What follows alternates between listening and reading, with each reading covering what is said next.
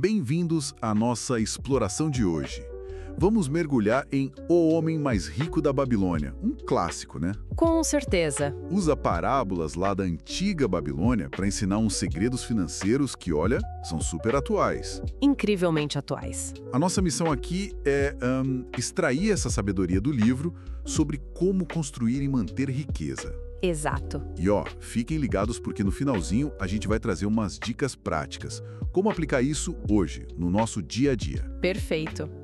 É fascinante pensar que princípios de milênios atrás, de uma civilização que, floresceu no deserto. No meio do nada, né? Pois é, e ainda são a base para o sucesso financeiro. Vamos sim analisar essas ideias que fizeram da Babilônia a cidade mais rica da época e como elas servem pra gente hoje. Legal, então vamos começar pelo começo mesmo. O Arcade, né? O tal homem mais rico. Ele mesmo. Ele teve um clique, uma sacada com algo que o mentor dele, o Algamesh, falou. Algo simples até. Simples, mas poderoso. Uma parte de tudo que você ganha pertence a você. E daí veio a regra. Guardar no mínimo 1/10, 10%, de tudo que entra. E o mais importante, antes de pagar qualquer conta. E essa é a fundação de tudo, a pedra fundamental mesmo. Não é tanto sobre o quanto a pessoa ganha, sabe? Não é o salário em si. Não prioritariamente. O foco é no quanto se guarda. É criar o hábito, de priorizar a construção do seu patrimônio. As histórias do livro até sugerem que quem faz isso atrai mais prosperidade. Quase como uma lei, assim. Interessante isso. Uma mudança de foco do gastar para o guardar. Exatamente. Um desafio para a nossa cultura de hoje, né? Tudo muito imediato. Mas para conseguir guardar esses 10%, tem o segundo passo do Arcade, que é controlar os gastos. Sim. O famoso orçamento. Basicamente, orçamento. Viver com os 90% que sobram. Ele fala muito de diferenciar desejo e necessidade. Fundamental. Que foi onde o Dabazir, por exemplo, se complicou todo, né? Acabou virando escravo por causa das dívidas. Pois é. E o orçamento, no livro, não é visto como algo ruim, uma prisão. Pelo contrário. Como assim? É uma ferramenta de clareza, de poder até. Ele te mostra para onde o dinheiro está indo de verdade. Aí você consegue direcionar para o que importa e evita aqueles gastos por impulso, sabe? Que acabam com aquele 10% que você está tentando guardar. É a defesa da sua riqueza futura. Entendi. Então, dinheiro guardado, gasto sob controle. Qual o próximo passo? Fazer esse dinheiro trabalhar, né? Exato. Multiplicar. O Arcade aprendeu isso errando, né? Aquela história de confiar as economias para o Asmur, o olheiro. Que não entendia nada de joias. Para comprar joias. Deu tudo errado, perdeu dinheiro, mas aí ele investiu com o Ager, que fazia escudos. Que entendia de bronze, o negócio dele. E aí sim teve lucro. O que essa história ensina, além do óbvio de escolher bem com quem se aconselhar? Olha, ela mostra uma coisa muito humana. A gente fica tentado a ganhar dinheiro fácil e rápido, né? Mesmo sem entender direito. Assim, a promessa de lucro alto. Isso, e aí entram a terceira e a quarta leis de ouro do livro, que basicamente dizem: invista para fazer render, sim, mas faça com segurança e, crucial, busque conselho de quem realmente entende daquilo. Proteger o dinheiro que você já tem é mais importante. Mais importante que buscar um lucro gigante e arriscado. Com certeza. É melhor ter retornos menores, mais seguros, do que arriscar tudo. Isso vai contra aquela coisa de FOMO, né? Medo de ficar de fora, que leva a gente a investir em cada coisa. Entendi. Proteger o principal. E não para por aí. Tem mais. A 7ª solução do Arcade e também a história do Shahunadá com o Megiddo. Sim. O trabalho como amigo? Eles falam de aumentar a própria capacidade de ganhar dinheiro. Vir o trabalho como algo que te ajuda a crescer, não só pagar as contas. Essa é a parte proativa da coisa. Não adianta só querer ganhar mais. Tem que fazer por onde, né? Exato, tem que correr atrás para se tornar mais valioso.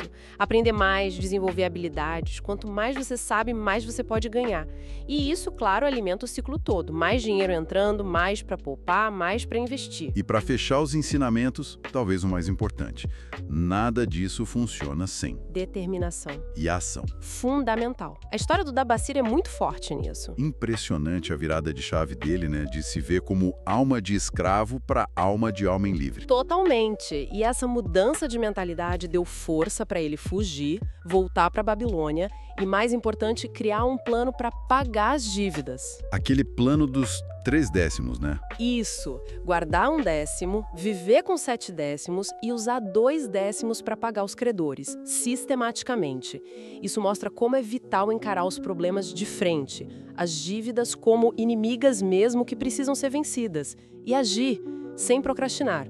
No Templo do Saber, lá no livro, chamam a procrastinação de ladra de oportunidades. Forte isso. É a disciplina de seguir o plano, por mais simples que pareça, que faz a diferença, transforma a intenção em resultado. Fantástico. Bom, falamos da Babilônia de milênios atrás, mas e agora?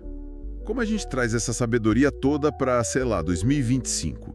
Para as nossas finanças hoje? Olha, é surpreendentemente aplicável. Vamos lá, umas dicas práticas. Primeira, automatize a poupança. Como assim? Assim que o dinheiro cair na conta, já configura uma transferência automática. 10% ou, que der para começar, para uma conta separada, conta de investimento. É o pague-se primeiro na prática sem ter que pensar todo mês. Boa. Tira a tentação do caminho. E os 90% que sobram, como controlar? Segunda dica, orçamento simplificado. Não precisa ser nada complexo. Usa um app, uma planilha, só para rastrear os gastos por um mês. Aí você vê onde dá para cortar um pouco para viver com 90% ou menos. Foca no essencial e naqueles prazeres que você planejou, não no impulso. Certo. E o dinheiro que foi para conta separada, para não cair na armadilha do arcade com olheiro? Terceira, invista com cautela e conhecimento. Estude antes de colocar o dinheiro em algo, comece pelo mais seguro, pelo que você entende. Se sentir que precisa, busque ajuda de profissionais qualificados e, importante, independentes.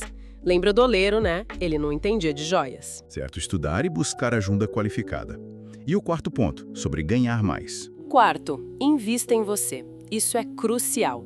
Dedique tempo e, se der, dinheiro para aprender coisa nova. Curso, livro, palestra, aumentar suas habilidades aumenta seu valor no mercado e seu potencial de renda. É um investimento com retorno altíssimo, geralmente. Fundamental mesmo. Impulsiona todo o resto. E para quem já está enrolado com dívidas, como o da Bacira estava? Quinta dica, encare as dívidas com um plano. Não adianta fugir. Lista tudo, tenta negociar com quem você deve e aí cria um plano concreto para pagar. Pode ser tipo o do Dabacir. Separa uma parte da renda, talvez 20% para quitar as dívidas, mas olha só. O quê? Sem deixar de poupar aqueles 10% para você. Mesmo pagando dívida, continue se pagando primeiro. A determinação aqui é tudo para reconquistar a liberdade financeira. Incrível. É impressionante como esses pilares são simples, né?